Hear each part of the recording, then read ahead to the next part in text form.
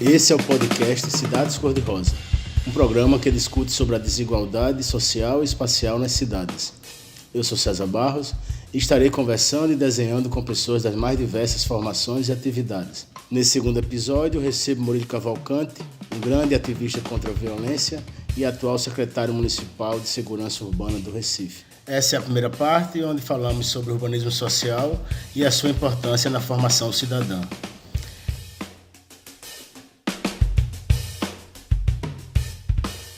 Bom dia, Murilo. Eu queria explorar um pouco dessa temática que é a violência urbana, a questão da cidadania e como se dá toda essa discussão na questão das políticas públicas de segurança urbana.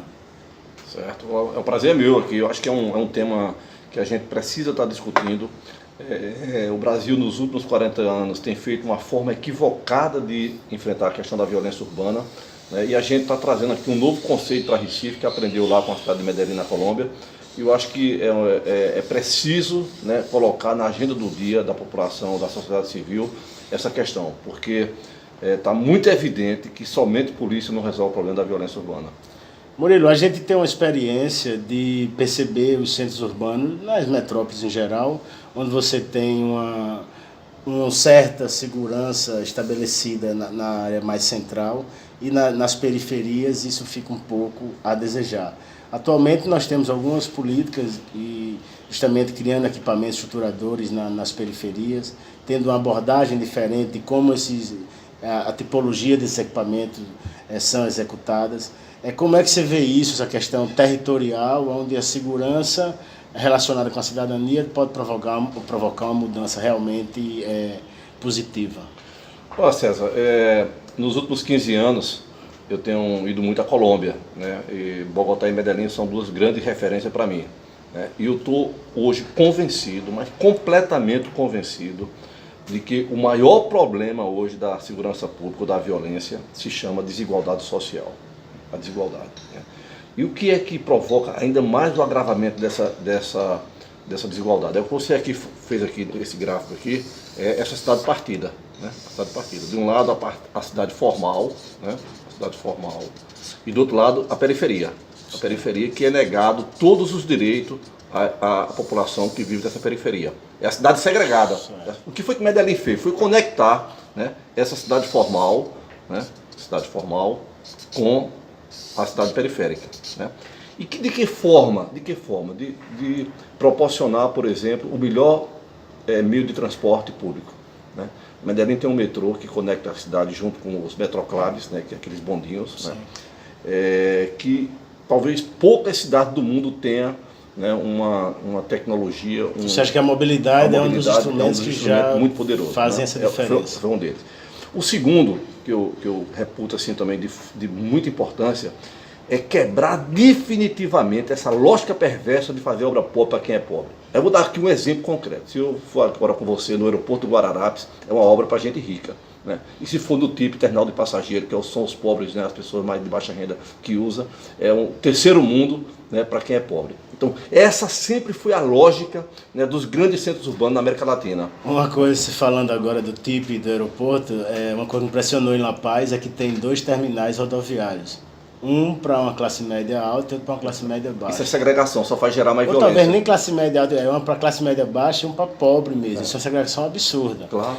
Você, quando fala da cidade partida, que inclusive é o tema que a gente vai estar sempre discutindo no site Cidades Cor-de-Rosa, é justamente esse fato de você ter uma cidade mais bem estruturada no centro e na sua borda, na sua periferia, você ter uma cidade mais desconectada, sim, claro. menos favorecida. No caso de Recife, a gente tem uma situação que é mais interessante, que você territorialmente você consegue ter bairros pobres e bairros nobres, sempre favelas. Próximo de bairros nobres. E que se a gente realmente tiver essa política de inclusão estabelecida em termos de infraestrutura, de poder de compra, de segurança, saúde, educação, talvez a gente consiga ter uma cidade misturada de verdade. Você estava falando a questão de equipamentos públicos de melhor qualidade. Como é que você vê isso em termos de transformação com a experiência de Medellín, Bogotá e as mais recentes a próprio Recife em termos do Compaz? Bom, Medellín, só para fazer um histórico bem breve, Medellín foi a cidade mais violenta do mundo, né? Chegou nos anos 80 e começo dos anos 90 com a maior taxa de homicídios do mundo, 381 para 100 mil. Nenhuma cidade, até hoje, mesmo cidade em guerra, né? Aqueles conflitos lá na Ásia e outras cidades, nenhuma nunca chegou a uma taxa de homicídio como chegou Medellín a 381. O que é que eles fizeram? Eles fizeram duas mãos, né? Uma mão dura, né, que foi equipar a polícia de inteligência, de acordo de extradição com os Estados Unidos, né? Essa foi a linha da mão dura, mas fizeram a linha da mão social, que vocês arquitetos definem muito bem isso também como urbanismo social. É levar a dignidade para as pessoas que mais precisam. Eu vi recentemente um depoimento do prefeito, o ex-prefeito de Medellín, Aníbal Gaviria, numa palestra lá em São Paulo, ele dizendo o seguinte: o que nós fizemos foi dar oportunidades iguais para todos. Ele disse que o papel do prefeito, do gestor público, não é tornar todo mundo igual na cidade, mas é dar oportunidade igual para todos. O que é que ele quer dizer com isso? É que a escola do pobre tem que ser igual ou melhor do que a escola do rico, né? É que o transporte do pobre, né, e aí você tem esses dados aí, né, 70% da população anda de transporte coletivo, né, porque você vai priorizar o transporte individual, né? E quando faz o transporte coletivo de altíssima qualidade. É você alargar a calçada, né, que vocês são muito bons nisso, os arquitetos, os urbanistas, né, alargar a calçada, melhorar a iluminação, o saneamento básico. Você acha que o urbanismo é uma forma de melhorar as cidades em termos dessa equidade social? Se eu tivesse uma escala de 1 a 10, eu diria que 10 seria a educação pública de qualidade e segundo o urbanismo social. Estou convencido disso. Eu tenho até uma frustração, César, eu hoje talvez se fosse escolher uma nova profissão, eu queria ser um urbanista. Que maravilha. Pois é. Né? Você pode ser urbanista a qualquer tempo. A qualquer tempo, pois é. Mas eu acho que as escolas de arquitetura e de urbanismo têm essa grande responsabilidade agora de formar uma nova geração, né, de arquitetos urbanistas com esse olhar, né, para o urbano, olhar para a cidade, olhar para encurtar essa distância que há hoje nos grandes centros urbanos. Então, essa distância, né, esse direito que eu não gosto quando dizem assim, tal bairro é violento, tal bairro é violentado nos seus direitos, né? Não chega a educação pública de qualidade, não chega a saúde, não chega o transporte, não chega essa iluminação, não chega a calçada, não chega o saneamento. Então, é preciso esse olhar para que a gente possa, né, reduzir a desigualdade e, consequentemente, reduzir a violência que impera nos grandes centros urbanos do Brasil. Um exemplo muito claro do que você está falando, a gente tem aqui no bairro do Recife, que é justamente a Avenida Rio Branco, onde o piso é de granito. Isso aqui estabelecido um trecho aqui considerável de via. E a 800 metros nós temos a favela do Pilar, que tem todas as ruas são descalças. Certo. Então, assim, isso em termos de política pública é um pouco desconfortável. Como é que você passa a entender isso? Então, eu acho que há uma cumplicidade do poder público, uma cumplicidade dos urbanistas, dos arquitetos que projetam dessa forma, porque, de qualquer maneira, há uma segregação estética. Sim. Por exemplo, se faz um evento social na Praça do Marco Zero e se estabelece como ambiência um lounge, com todos os puffs brancos, móveis de madeira. Como é que o pessoal do Pilar, que anda sem camisa ao meio-dia, que tem outra referência de material, vai se sentir confortável de usar um equipamento desse? Então, talvez essa é o que você está colocando, da importância desses materiais serem o mesmo, independente da localidade, não é isso? Isso eu aprendi muito lá com Medellín. Na cidade de Medellín tem uma avenida que é chamada El Poblado, que fica no bairro mais rico de Medellín, que é o bairro El Poblado. E é uma avenida equivalente à Avenida Paulista em São Paulo, que está o grande centro financeiro de Medellín, essa coisa toda. O equipamento público que está na Avenida El Poblado é o mesmo equipamento público que está na Comuna 13, que está em Santo Domingo, que está em outras comunas periféricas de Medellín, né? Eu gosto muito disso. A cidade tem que ser equitativas, né? A cidade, você tem que proporcionar isso, né, principalmente para a população que mais precisa. Recife, por exemplo, tem 1.600.000 habitantes. Um terço da população do Recife vive em pobreza ou em extrema pobreza, né? E aí eu digo assim, é até um recado, sem querer ser pretensioso, mas um recado. Ou a classe média e a classe alta, né, precisam perceber, né, que tem que ter políticas, né, não somente políticas públicas, mas políticas da sociedade civil, né, para se reduzir essa desigualdade, ou a gente não vai ter uma cidade pacificada, nem hoje, nem amanhã, nem daqui a 50 anos. Né? E esse é o desafio da América Latina, não somente de Recife, dos grandes centros urbanos da América Latina. Maravilha, Murilo, saber que tem você à frente da Secretaria de Segurança com esse pensamento é um pouco confortante e ao mesmo tempo a gente fica numa ansiedade que é justamente perceber que você tem um urbanismo elitista. Sim. A gente vê hoje uma cumplicidade entre urbanistas, gestores públicos e projetos urbanos que geram equipamentos que não traduzem essa equidade. Por exemplo, você tem um elitismo estético, você tem um elitismo teórico, conceitual, que termina gerando essas cidades segregadas, onde você tem cidades apartadas de verdade, com populações vivendo de maneiras distintas. Você tem o caso de cidades, qualquer cidade de hoje médio porte e grande porte, você tem centralidades autônomas. Sim. Que consegue, seja Recife com Casa Amarela, Afogados, Bacia Teimosa, seja Petrolina com João de Deus, Areia Branca, seja São Paulo com bairros como Madalena, outros que você tem, na verdade, uma vivência humana muito misturada e que, na verdade, os equipamentos públicos não traduzem a equidade. Na verdade, essa mistura existe em termos social, mas em termos de materiais, em termos de equipamentos propostos, há uma segregação que só parte da população usa em determinado espaço e parte da população vai usar em outro espaço, com diferenças explícitas de concepção, de acessibilidade, e que termina gerando usos totalmente discriminatórios e apartados em termos sociais.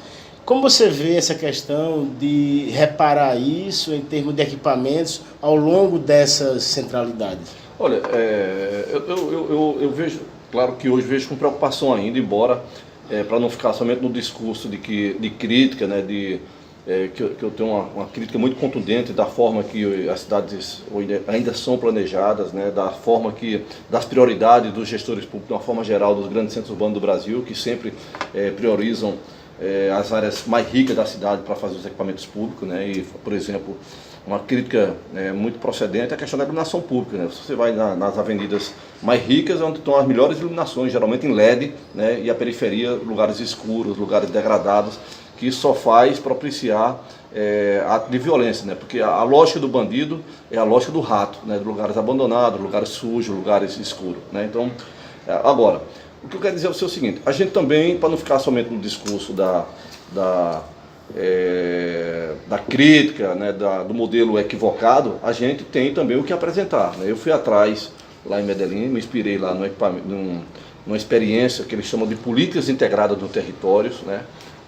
Lá em Medellín chega num território vulnerável, desigual, com muita pobreza, né? Eles chegam com a escola pública de qualidade, eles chegam com a Casa da Justiça, que é um lugar de mediação de conflito na comunidade, de apoio psicológico, eles chegam com um CDES, o Centro de Desenvolvimento de Pequenos Negócios, é tipo um Sebrae, né? Só que com financiamento a um juro muito baixo, né?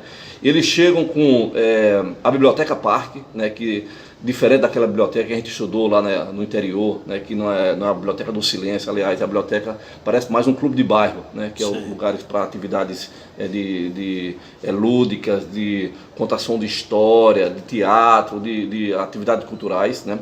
Eles chegam, o que a gente falou aqui no início da nossa conversa, com urbanismo social, que é alargar a calçada, né, de fazer uma iluminação pública de altíssima qualidade, de fazer equipamentos, de dotar esses espaços periféricos de equipamentos públicos, tipo bancos, cadeiras e outros equipamentos que façam com que as pessoas tomem mais o espaço público, né, ocupem mais o espaço público. Então, a gente buscou nessas boas experiências de Medellín e a gente fez aqui o Compaz em Recife. Né? O Compaz é um centro comunitário da paz, é um equipamento que a gente primeiro, né, quebrou essa lógica perversa de fazer coisa pobre para quem é pobre, né?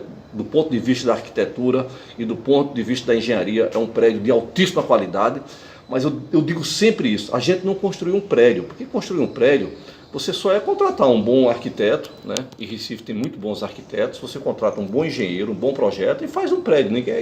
Um prédio é fácil de fazer. Mas a gente não fez um prédio no Compaz, a gente fez um projeto pedagógico, um projeto cultural, um projeto de transformação, né? Que faz com que as pessoas, né, que frequentam o Compaz, que usam o Compaz, que são pessoas de baixíssima renda, né? São jovens que geralmente, aquele jovem neném que nem trabalha, que nem está na escola, né? Que ele se veja dentro daquele equipamento e diz, pô, aqui eu tenho uma porta de entrada, né, para que eu seja um cidadão do mundo, né, para que eu seja cidadão do mundo. E é isso que a gente está fazendo. Você consegue ver hoje, o Compaz tem o quê? 4, 5 anos? 3 anos. 3 anos. Você consegue perceber uma diferença entre antes e depois em termos sociais? Em termos como sociais, é que você poderia explicar em termos de isso? comportamento. Na verdade, a gente fez um T0 lá. O que é T0? Né? Pegamos algumas estatísticas de homicídio, do IDEB, por exemplo, desempenho na escola pública municipal. Pegamos lá todos os dados estatísticos da delegacia, agressão à mulher, agressão ao idoso, agressão à criança, né? E fizemos um T0 dessa coisa para medir depois. Mas eu não gosto muito disso, né? Políticas de cidadania não é política de estatística, é política de promoção mesmo, de dar oportunidade.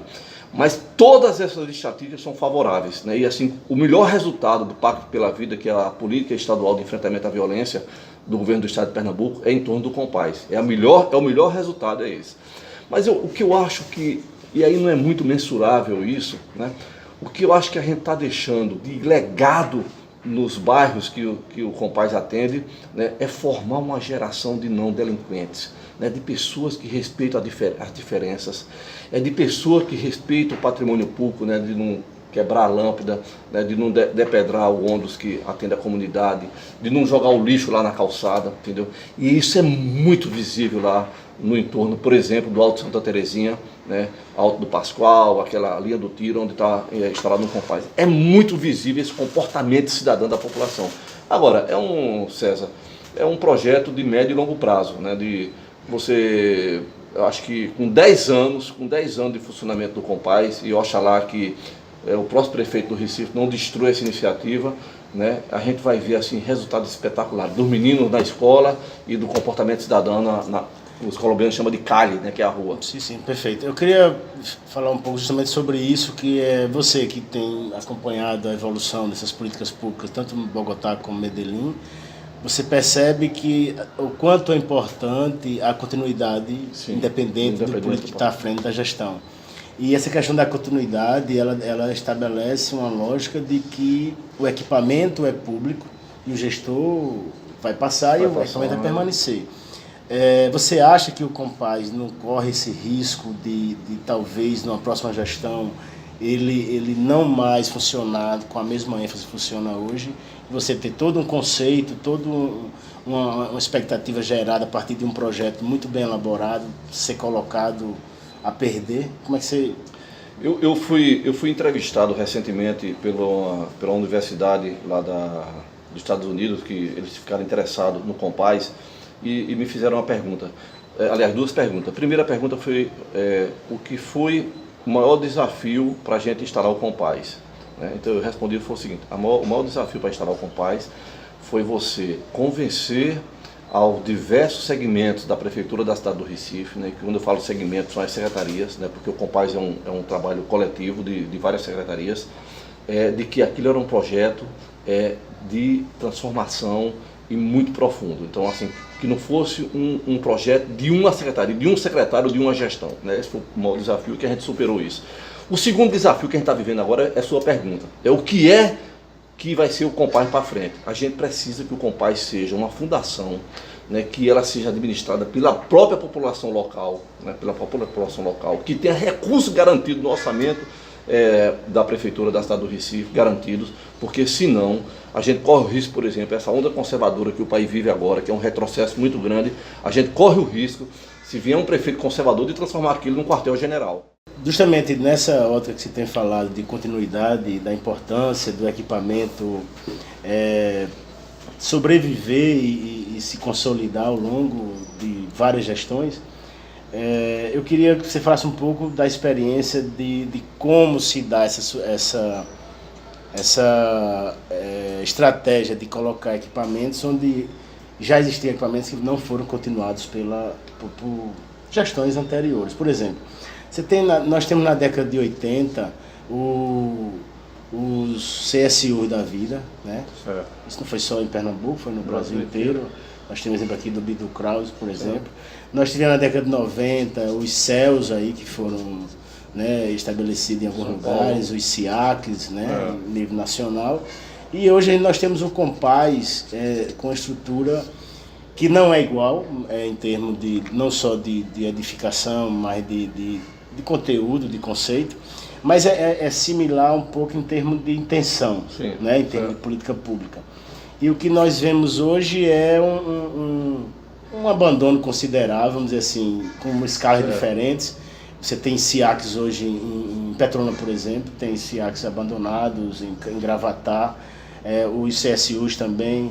E, então, como é que você vê isso? A gente não poderia estar trabalhando ao mesmo tempo um Compaz e reafirmando esses outros equipamentos? Como é que está hoje esse enfrentamento, né, nesse aspecto? César, eu não sou muito saudosista, não. Embora reconheça o papel que os CSUs, por exemplo, né, desempenharam lá na década de 80, que era muito uma política de assistencialismo dentro desses equipamentos, né? Eu diria hoje, né, para resumir um pouco isso, eu diria assim, o Compaz é digital, o CSU é analógico, né? Então, e o jovem da periferia é digital, entendeu? Então, assim, não atrai mais o jovem, né? Não atrai mais o jovem pela arquitetura, não atrai mais o jovem pelos serviços prestados, não atrai... Mas você acha que nem se houvesse uma reforma, uma modernização? Não, eu acho que, com um toda sinceridade, é um equipamento que cumpriu seu papel, e o que resta é passar o trator em cima dele, né, e contratar bons arquitetos para fazer bons projetos que conectem esses novos equipamentos com esse pensamento Mas você acha que esses projetos envelheceram porque não dão conta da demanda atual, ou porque eles foram mal projetados em termos de expectativa de relação social? Os dois, eles podem ter sido até bons projetados para os anos 80, né? Porque uma verdade há 30 anos atrás não é uma verdade hoje, né? Mas não estou entendendo, o que você está querendo dizer então é que o edifício tem uma diferença, uma importância substancial? Tem, substancial, tem. Eu acho que tem. Em que aspecto? No aspecto da... Eu não sou arquiteto, né? Posso até cometer algum erro, mas assim, no aspecto da conectividade com esse mundo jovem, esse mundo digital, esse mundo moderno. Eu vou dar um exemplo aqui concreto, o Porto Digital. Você chega aqui no Porto Digital, né? Assim, é outra pegada, é uma coisa que você não imaginaria há 10 anos atrás. Eu não estou falando aqui de 20, 30 anos, há 10 anos atrás você não imaginaria, e você vê hoje isso. Um jovem trabalhando de bermuda, né? De mochila, de bermuda, né? O cabelo, de brinco, né? Então, esse é o mundo moderno, e a gente não pode né? A gente não pode querer ser um conservador lá dos anos 80, achando que esse jovem de hoje é o mesmo jovem dos anos 80. Não, eu entendo. Nesse sentido, da arquitetura e do urbanismo. Do ponto de vista dos serviços prestados da cidadania dentro de um equipamento desse, você não pode querer, assim, com todo respeito a quem gosta de disco de vinil, né? Mas assim, você fazer uma festa lá e querer levar essa tecnologia de vinil para o jovem da periferia, o cara não quer isso, entendeu? Não quer, entendeu? Assim, são realidades. Mas veja, eu entendo. Então, assim, eu entendo quando você fala essa questão da tecnologia, dos instrumentos, das ferramentas, ou seja, tudo mudou. Eu sempre digo que esqueça o que tiver de 2000 para trás, passamos uma borracha ou então reconsiderando.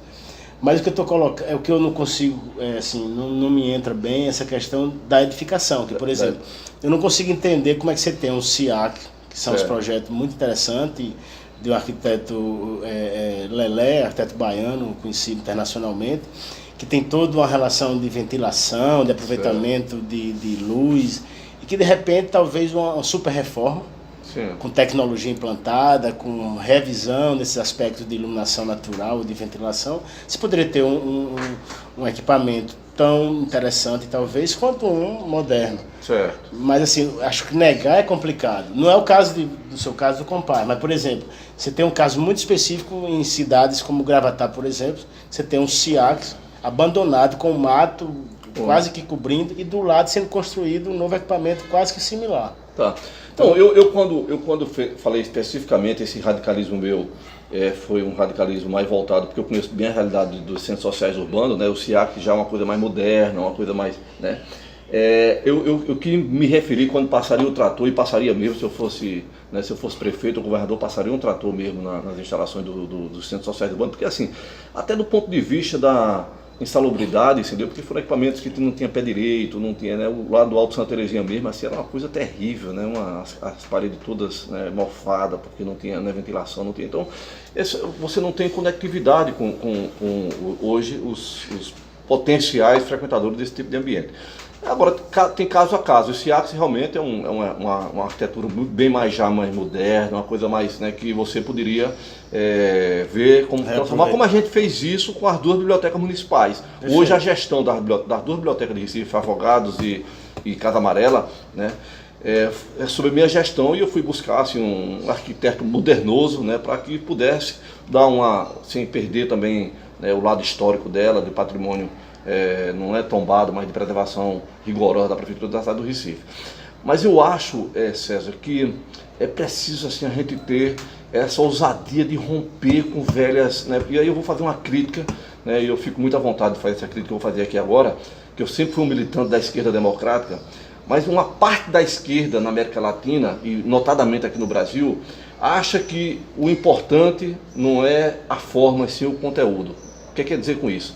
Ele quer dizer o seguinte: se você faz uma escola da periferia, que é uma escola de péssima qualidade, eu digo assim, péssima, talvez seja um exagero meu, mas de baixa qualidade arquitetônica e de engenharia, mas que tiver lá os melhores professores, né, cabeça, vai mudar o mundo através disso. Não vai de maneira nenhuma, é preciso ter os dois. E talvez o mais importante é o investimento no capital humano, né, que é o corpo docente daquele equipamento.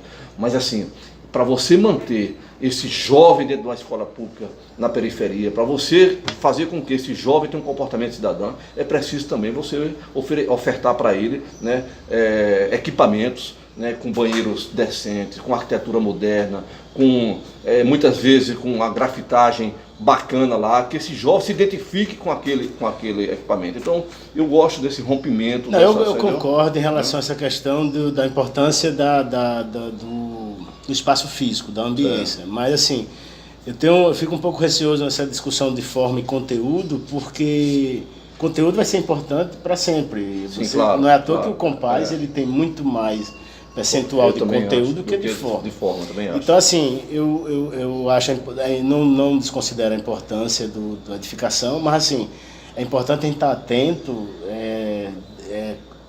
contra esse elitismo estético. Porque, por exemplo, para você ter um equipamento moderno, eficiente, que funciona, que é agradável, não precisa ser caro. Não precisa ser caro. E às vezes confunde um pouco essa questão da forma. Não precisa ser caro. Um edifício muito austero, de ser com materiais muito... Mas não é isso que eu defendo. Né? Eu defendo mais a estética do ponto de vista de uma linguagem jovem, uma linguagem moderna, atrativa, certo. Que não diz respeito a custo. Não, de maneira nenhuma. O piso, exatamente, exemplo, eu acho que são as duas coisas, até porque é nessa ótica que a gente vai romper com essa predominância elitista das diferenças de equipamentos melhores para áreas melhores, mais centrais e de uma ocupação de maior poder de compra, e áreas mais periféricas ou menos abastadas dentro do próprio centro urbano. Né? Então, assim, eu acho que se a gente tiver o equilíbrio entre as duas coisas, a gente vai chegar a Sim, eu também acho. E sempre, e aí eu concordo com você, o conteúdo é muito mais importante do que a forma, entendeu? Não, porque eu estou colocando essa questão dos materiais, que eu levo isso muito em consideração, porque, por exemplo, eu digo que para você ter boas cidades com ruas confortáveis, acessíveis, arborizadas, não precisa ter piso de granito, nem sequer intertravado, apesar de intertravado com todo o seu modismo, ter sua parte positiva, que é a drenagem natural. Mas poderia ser a cidade toda acessível com cimento desempolado, materiais mais simples. Claro, mas o que acontece hoje não, você tem uma orla marítima como Boa Viagem, outras praias do mundo inteiro, e você tem outro tipo de pavimento, de arborização em outras áreas da cidade menos favorecidas. Isso a gente tem que estar atento de que a arquitetura e o urbanismo pode ser responsável e por não ser tão segregador como as cidades Sim. são hoje a partir dos seus equipamentos públicos e dos seus materiais que são Sim, especificados. Eu concordo Então, plenamente com você.